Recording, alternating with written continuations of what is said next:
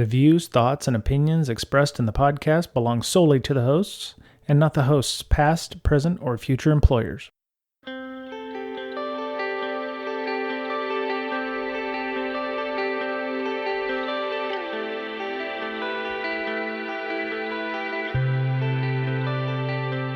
Hello, everybody. Welcome back. It's Brian, Miss Berlin, and Mr. Betcher for Breaking Down Security.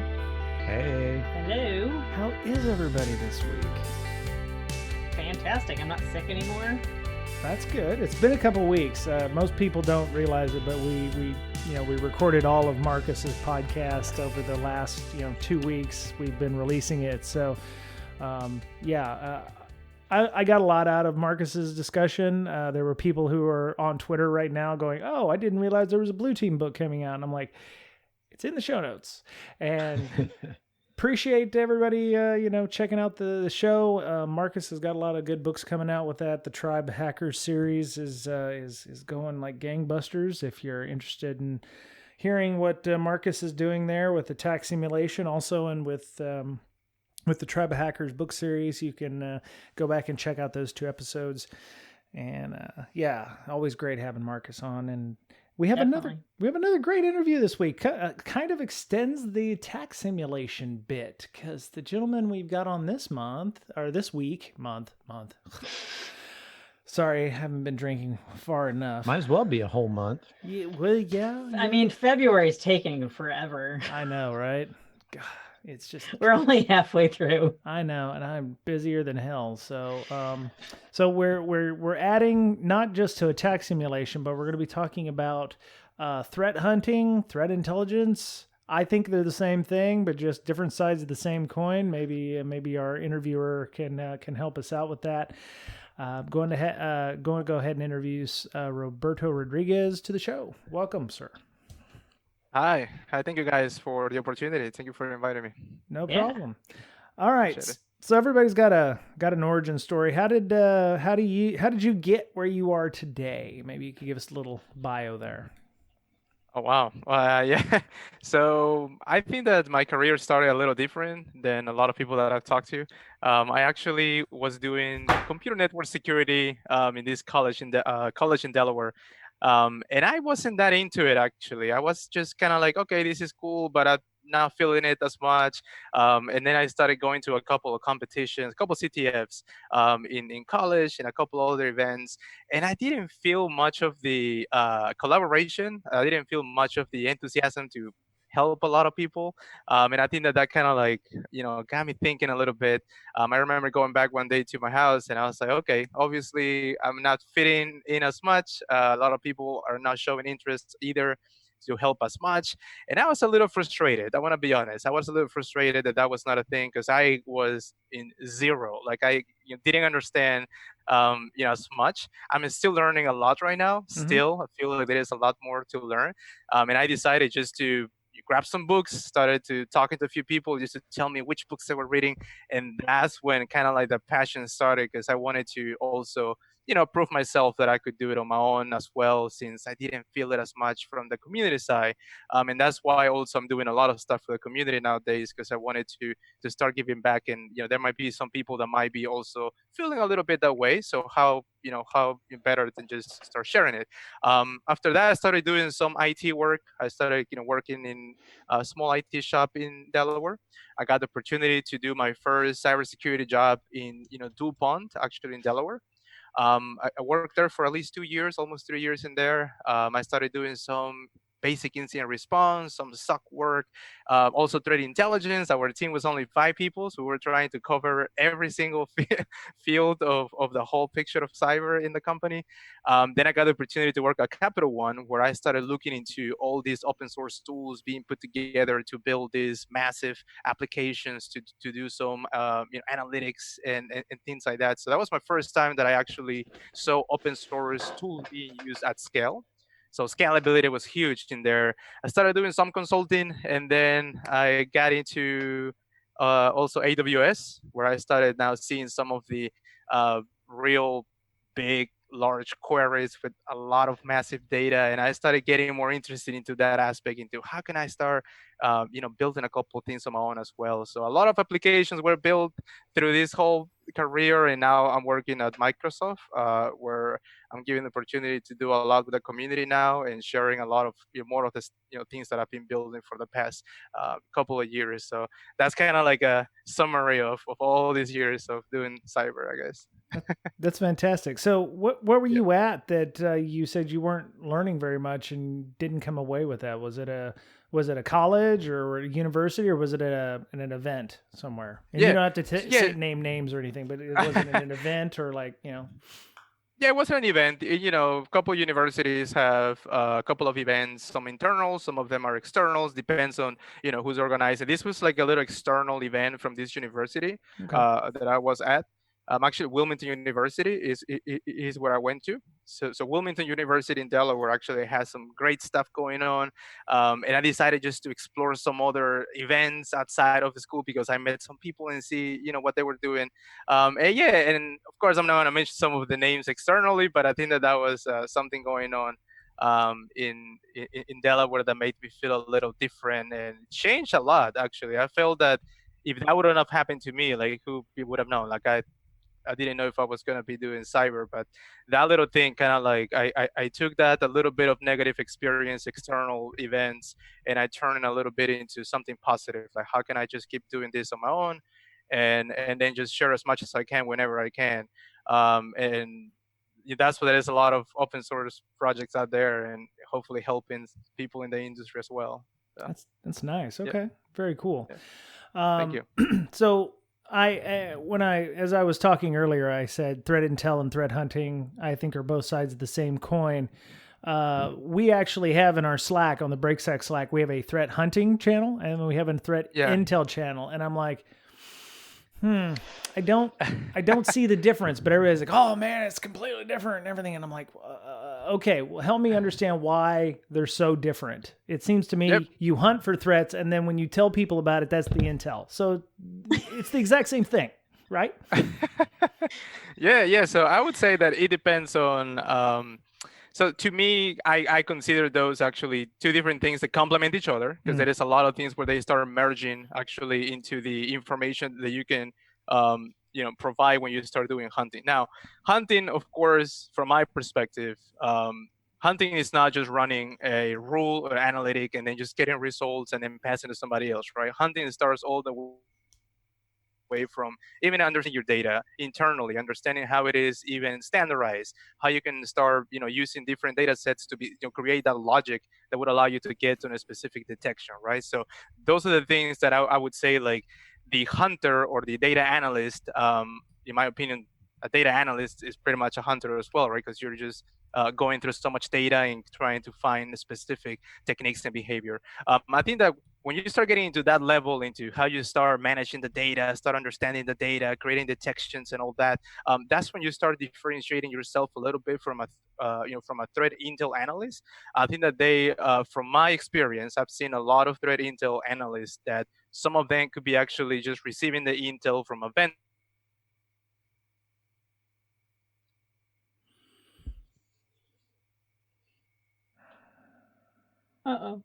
Others actually tracking all these adversaries, understanding the TDPs and all of that. And I think that when you start getting into that way of managing the threat landscape, internal and external, that's when you start differentiating yourself a little bit. But they complement each other because, of course, a threat hunter or data analyst who does not have a use case or probably a technique that they could start focusing on, perform some additional research. There is when you complement a little bit, with the threat intel analyst, which will provide that expertise about a specific actor or give you a high level overview, some TTPs, and then the threat hunter should go dive deeper into that specific research and then take it to the data, for analysis and all that. So that's how kind of separate them a little bit, both of them, but they complement each other a lot, of course. Okay, that's cool. When I hear threat intel, I'm thinking, okay, that's what the antivirus vendors use, and they automatically put it in their tools, and I don't have to worry about that. I think what some people think of threat intel is more like, say, malware management, or reading these malware reports and saying, okay, there's a technique that they're using they're putting, let's say, some data in the registry in this particular location. Okay, so let me go hunt for that in my environment, right? Mhm. Is that what, am I off base there? No, I think from my experience, I've actually seen threat intel teams that divide themselves into the ones getting all this intel either from external or doing some either threat modeling inside of their environment, getting that information, passing it to the ones that will be focusing more on the data analysis piece. I've seen that, and they belong to the same thing, the threat intelligence team. So some organizations just separate that and they say this is two different teams, but I've seen those two in the same team. So I would say that that's when you start feeling like, oh, they might be the same. But I like to kind of separate it more from whoever does the data analysis piece, whoever tries to understand the telemetry that you have and perform the additional research to understand the specific technique. I think that's when you start differentiating a little bit more, because it takes a lot of time, in my opinion, to start going deeper into these techniques. And I think that that's when you want a separate team doing that. But I've seen those two things in one team called threat intelligence as well in a company that I used to work for as well. So Yeah, I very mean, interesting topic. I do both sides every day. Yeah. Yeah, so it just depends on, I think, where you sit at in an organization and I agree. Mm-hmm. yeah, what your end goal is, right? Because like we're doing it for our Yes. customers as like a SaaS provider, so Yep. we not only help them hunt for the threats inside their organization, but we also like create new alerts and detections and stuff like that. So that includes like the intelligence part. But those are kind of the same thing, right? If an organization doesn't have the tool that's built already, right? The SIM that's looking for the certain things. Yep. You have to go hunt for those first, right? Do they have this already, right? Or maybe they don't have the infrastructure, or maybe they have RDP or something like that, or WMI. Then you can go look for that in all the boxes. But if they're not sucking up all their logs and all that data into a SIM, you really can't do a centralized hunting, right? No, I can't even imagine doing threat hunting without this log aggregation. There's just Yes. no. I mean, Well, you can. sometimes you have to. When I was doing consulting, there were some use cases where some people didn't want you to touch their tools, right? So at the end of the day, you had to come up with some scripts, right, to start scanning the environment, putting all that back, pushing it to our own little tools, or just analyzing it with some programming languages, PowerShell or Python, doing some like basic statistical analysis on the top of that data, saved in CSV files, saved in JSON files. So it's very painful. Painful. Sounds like it. So Yes. I've got a question. So I before we started recording, I said y'all are going to have to handhold me because I'm just an ignorant PM here. But so you mentioned data sets and you're building data sets, and it sounds like log aggregation is one ingredient that you need to be able to do proper threat hunting. Did you start with a particular data set or a particular database of, I don't know, indicators of compromise, or did you have to generate that? And what are you using to classify that? Because obviously with all that data, you got to be able to classify stuff as threats or non-threats. Yeah. So first, from a database perspective, you mean like to aggregate, what I believe was malicious, what I believe it was not malicious, like an Intel database? Or are you talking about like a SIM database where I aggregate my logs and I can tag them and all that? Well, I was thinking along the lines of the data sets. I was just wondering, did you start with something that was already out there and improve upon that, or did you have to generate your own indicators and threats? Oh, okay. Yes. So I had to, of course, build it on my own because there are not too many data sets out there, things that I can learn from a data perspective. There are a few old ones, but I decided to start building my own, and that's what the other project also, which is open source, Mordor, came out, where I started using some, known C2 frameworks that are just, public open source as well. And I started documenting, the techniques, and I started also collecting the data from my starting the attack all the way to when I stop the attack and I get the data set and I start analyzing it. Once I'm done, I share it with the community, and then they can also do a similar work, or if I missed anything, they can just also analyze it. So yeah, I started building my own. Yeah. So you used like honeypots and networks that were deliberately vulnerable to gain those IOCs in that case.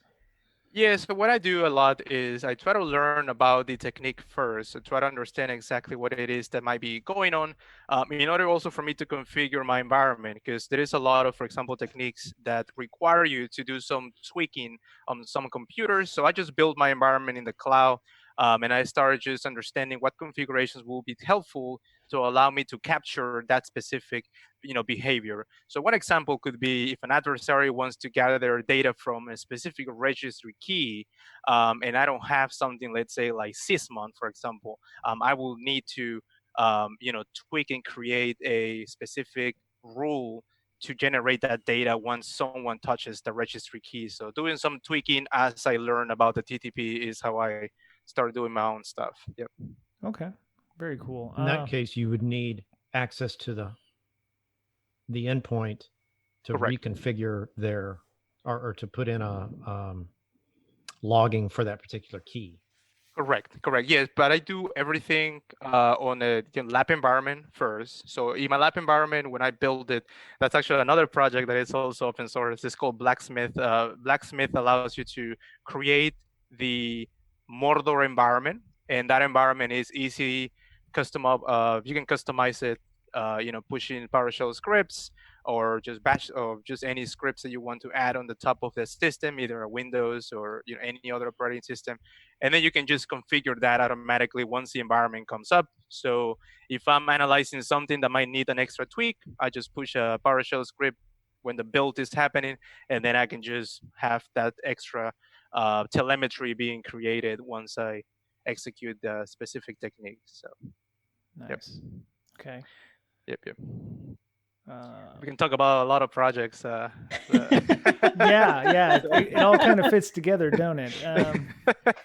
Yes. So, is the idea of Mordor just for lab, or more like the enterprise? Oh yeah, that's a good question. So Mordor datasets, because Mordor keeps the datasets on a GitHub repository. Those are good for, I would say, first, teaching anybody, some research going on. But you can actually use Mordor datasets, the data itself, and you can push it to for example, pipeline, a data pipeline that you might have in your environment already. And if you tweak the data set to make it look like your environment, you can actually have like a data injection of a technique. You can inject a specific technique to your data pipeline, and we'll get to your SIM. From a building the environment perspective, the project is called Blacksmith. So Blacksmith build the environment for Mordor. Mordor is just a repo with data. Blacksmith is the one with tools to allow you to build it. And you can just add as many computers in there as you want, of course, as long as you know what you're doing with the cloud providers and understanding how everything will build. And you might build a big environment that you might use for anything than just research as well. So I think it would be good for testing out to make sure your SIM's actually doing something. Yes, it's very interesting. I met a lot of people that were telling me they use, of course, the Atomic Red Team project from Red Canary, and that's great because that just triggers things on your endpoint. But what about your pipeline? Like, how do you know that data is getting all the way to your SIM? And also, something that I like about Mordor datasets is that some datasets might take hours, might take sometimes days. Why is that? Because I need to figure it out how the technique works, how to replicate that research. And if I give you the data set, you're pretty much closer to the data analysis rather than trying to produce the data itself. So that's kind of actually one of the advantages as well. The way how I see it is like we have researchers around the world. Let's say 100 researchers trying to do the same technique, trying to replicate the same technique. But then one researcher figures it out in a day, and the other 99 figures it out in a week because they don't know how to use some of the tools and all that. if the one researcher that figures it out shares the data set, it might actually help 99 researchers out there that really wanted to get to the data and not just learn so much about how to run Empire or Covenant and all these C2 frameworks that might allow you to replicate that technique. So that's actually one of the ideas of Mordor also, is to share with the community and expedite the process to get to data that you want to analyze. So let's say I'm a threat hunter. I'm brand new at my job, and somebody says, "Oh, we need to investigate process hollowing because bad guys using process hollowing to do evil shit on our network." I don't know how to do that. What's the collaborative environment for threat hunters out there to be able to learn this stuff, or is it a lot of experimentation, like you said, setting up Mordor, using Blacksmith and whatever to capture that and to capture those logs, or to capture the almost like forensic artifacts to be able to figure that out? What's the environment like, or how long does it take to actually find these kinds of things or to learn these skills? Right. So I would say that there is a lot of documentation out there first, right? To learn about this specific type of, process injection, for example, right? Process hollowing, how it can be used for a process injection, right? So the documentation is out there, so it wouldn't take as much to somebody to figure out also some additional tools that might be already out there in the wild. I don't remember one that does that. Probably the Atomic Red Teaming will have an example, but I would say that understanding the attack, understanding the specific steps that you might take, that might be easier nowadays with all these sharing of techniques out there. I think that how to execute it also should be easier than before for somebody just to figure it out. The problem that I think that you get to is what you were saying, how to set up the environment. It's like how do I even, for example, if I set up a for example Windows box, there's gonna be potentially Windows Defender stopping it right away if I just use a tool that is known. So I might not get to the data that I want to start seeing what it actually look like. The other issue that one could get to is actually, is there any telemetry that would tell you that this actually happened? Right.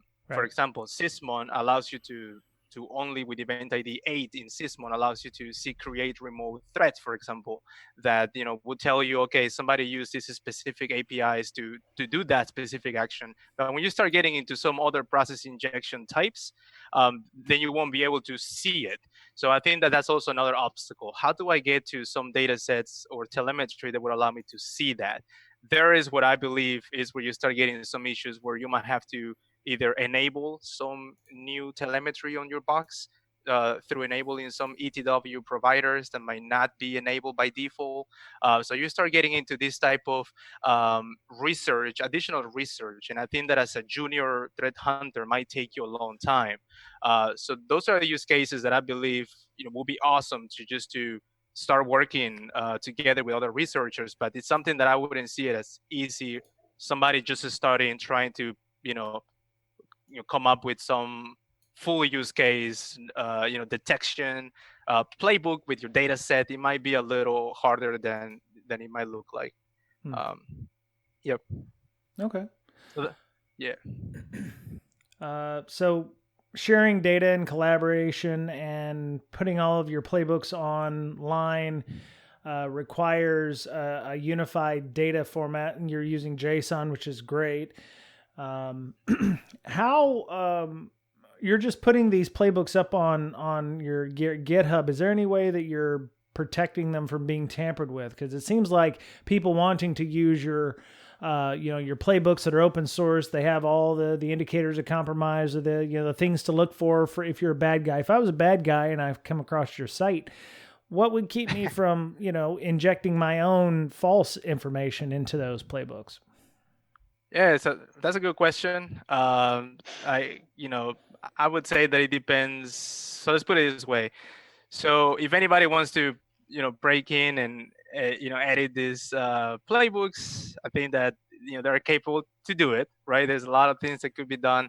I'm using some additional security on the top of my account, which is the only one that has access to a lot of these things to be edited and all of the stuff. one of the things that I'm actually doing with the playbooks is that in order for me to share them with the community, I'm using this open infrastructure in the cloud. So pretty much anyone who wants to run these notebooks from the website that I have also, 300playbook.com, they're all being executed on a free open environment, which is considered just for research. And I think that adds an extra layer of, if you want to test this, you can test it in this open environment in the cloud. Doesn't cost you anything. And you can actually just experience that somewhere else rather than do it also in your own SIEM.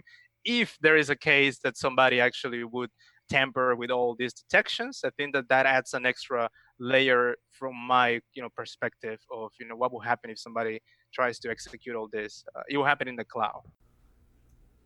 And that was it for part 1 of our discussion with Roberto Rodriguez on threat hunting, threat intel, and Hunter's Forge. Next week, you're going to hear us talk about all kinds of things, including Jupyter Notebooks, discussions about YAML, interactive notebooks, Blacksmith, some more development techniques on how to set up your own threat hunting environment. So don't forget us. Come back and download part 2 next week. If you are interested in talking more with Roberto Rodriguez about threat hunting and threat intel, you can find him on Twitter at CyberWardog. That's CYB3RWARD0G. And you can also, the Slack that we talk about next week, also you can find it at launchpass.com/threat hunting, and that'll get you an invite to the Slack. Let's see what's left. Miss Berlin is a big fan of trying to help hackers with their mental health issues, and she started a nonprofit to do so. You can follow her on Twitter at InfoSister, INFOSYSTIR, or at Hackers Health. Friendly reminder, she's also going to be giving NolaCon training on security, defense, and detect. We can't call it the other thing because of copyright issues, so it's like role-playing, defense, and detect. There you go. If you're interested in that, tickets are still available for that, and that's at NolaCon. She's also be giving it at a couple of other places, including InfoSec Campout 2020, which is the conference that I run up here in the Seattle area. There'll be more information on how you can sign up for that class here in the Seattle area if you can't make it then. Mr. Betcher is the other third of our cadre here of podcasters. You can follow him on Twitter at BetcherPwned, BOETTCHERPWNED. We have a Slack as well, BreakSec Slack. If you're interested in getting on that, you can send us an email to bds.podcast@gmail.com, or you can send a DM to our Twitter at BreakSec, which is our official podcast Twitter. And, if you get time, you can always follow me on Twitter. I'm at Brian Brake. That's with a Y and BRAKE. We are on pretty much every podcast service you could ever find, including Pandora recently. Found that out. So if you go on to Pandora and look under podcasts and search for Breaking Down Security, you can find us pretty easily. We're also on iHeartRadio, iTunes, Google Play, SoundCloud. We have a YouTube channel. One other thing. We have a book club going on. David Sybuck and JB, our moderators, are starting that up on the 24th of February, which is in a few days, on Monday night for the U.S. folks, and I believe European, Middle East, and Asia group, the EMEA group, is on Saturday mornings U.S. time. We'll be reading Hands-On AWS Penetration Testing with Kali Linux. The book will help you set up your virtual lab and be able to help you pen test major AWS services, including things like EC2, S3, Lambdas, and CloudFormation. It was written by Carl Gilbert and Benjamin Caudill of RhinoSec. Ben, of course, has been on the show a few times, most recently with Spencer Geitzen to talk about Paku, which is their AWS framework they use for doing all kinds of testing against their environment. If you're interested in that, they have a Kindle or a paperback version, like I said, so you can check that out. We're starting on the 24th for the U.S. folks, which is Monday. Next Monday. I'm recording this part on the 18th. So next Monday, and I believe March 1st will be when the European and Asian version of the podcast or the book club starts. So there you go. If you have more information, feel free to send us a DM and get on the Slack and ask the moderators questions. I can't guarantee I'll be at every episode, but I do want to try to make it to a couple of the sessions myself. So, I'd like to thank our Patreon donors. Thank them every month for giving us a little bit in our tip jar to help offset costs for hosting, just time and effort putting out a podcast and moderating a community. So we appreciate their help with all of that. It goes to very good cause, and we appreciate it.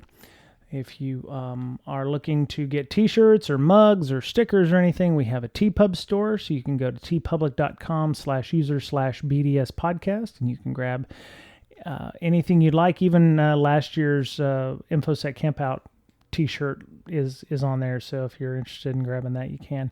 Whatever podcast platform you use, we'd love it if you could leave us some feedback, because we really do thrive on the goodwill and the good word of others that is spread out there. So if you've found value in this, and you don't want to give anything on Patreon, which is fair, feedback is just as good as gold in our respect. It gets more awareness for others to find our podcast. So I appreciate it. All right, well, we'll be back next week, of course, like I said, with Roberto Rodriguez to do part 2. We appreciate you listening, and that was it. So have a great week. Be kind to one another. Take care of yourselves, because you're the only you have. And we'll talk to you again soon.